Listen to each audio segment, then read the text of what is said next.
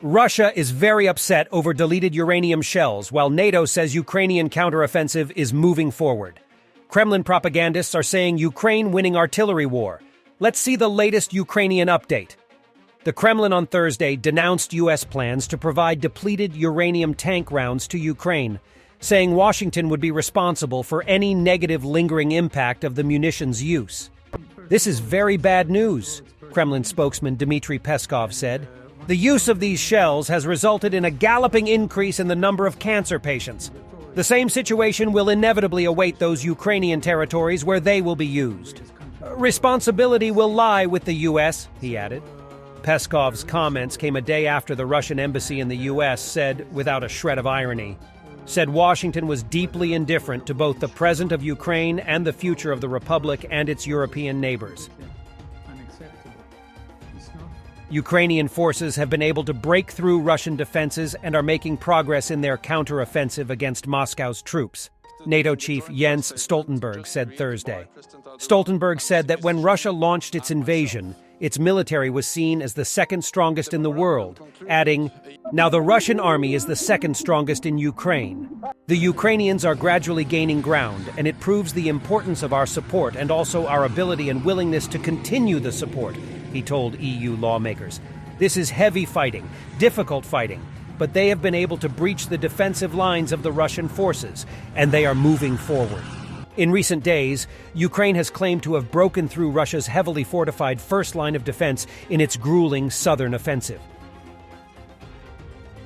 The Ukrainian General Staff reported that Ukrainian forces have succeeded in pushing Russian forces out of positions south of Bakhmut.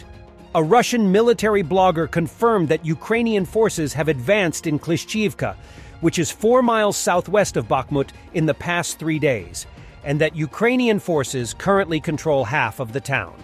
Russian sources, including the Russian Ministry of Defense, confirm that Ukrainian forces have disrupted Russian ground lines of communications northwest of Klishchiivka, further south just outside the city of Donetsk.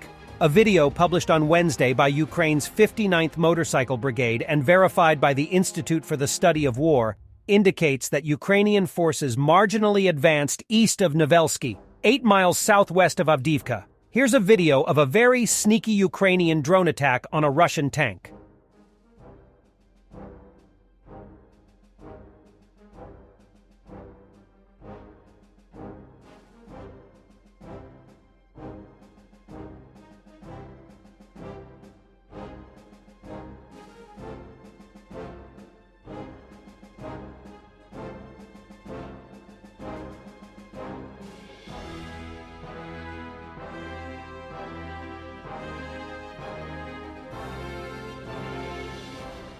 Video geolocated by the ISW shows that Ukrainian forces have advanced along the trench line west of Verbov, about 14 miles southeast of Orikhiv.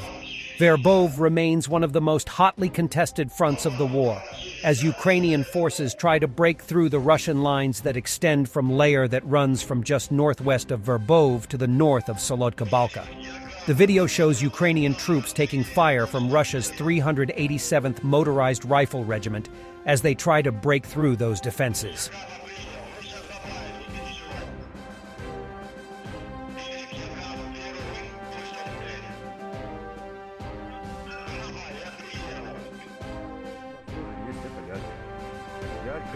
Ukrainian gunners operating technically superior cannon have gained a powerful battlefield advantage and are inexorably reducing the Russian army's mortars, howitzers, and rocket artillery systems to scrap with something approaching impunity, Russian military bloggers are saying.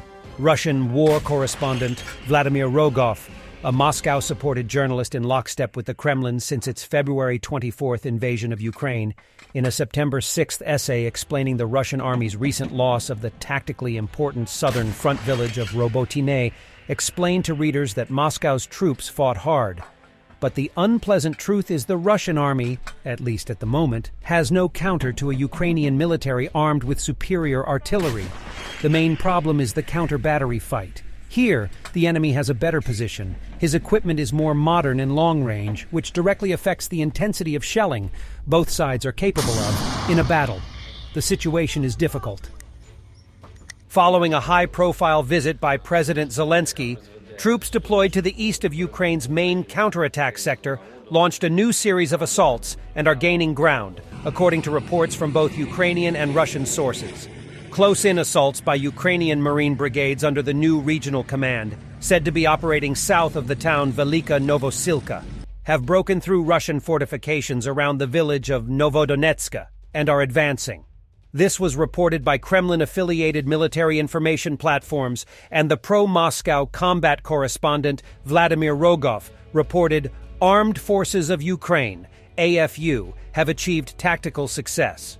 Russian troops stationed in the village of Novomayorsky, 5 kilometers east of Novodonetska, had withdrawn following very heavy Ukrainian artillery bombardment using cluster munitions. The government-linked Ukrainian military analyst Anton Gerashenko reported on his personal Telegram channel.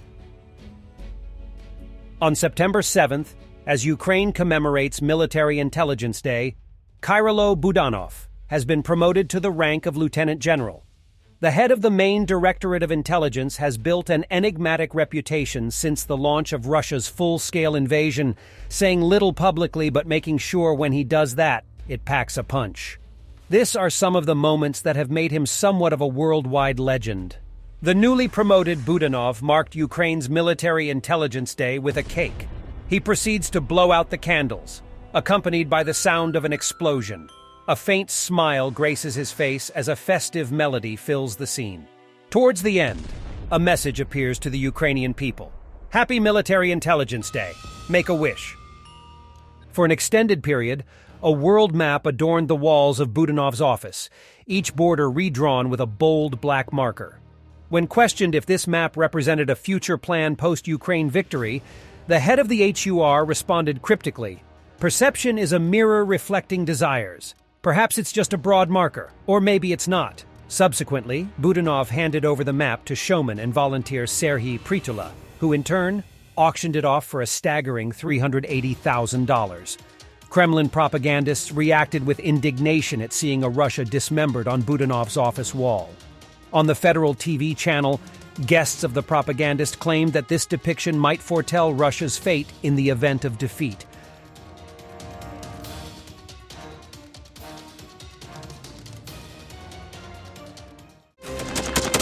Thanks for watching, and don't forget to subscribe. Also, if you want to support Warthog Defense, please become our member and get early access to new videos, exclusive members-only videos, and become administrator in comment section. The membership link is in the description. Rescues every day. We had a guy last week, it's 6 rescues in 6 days. You know, he's doing the job every day.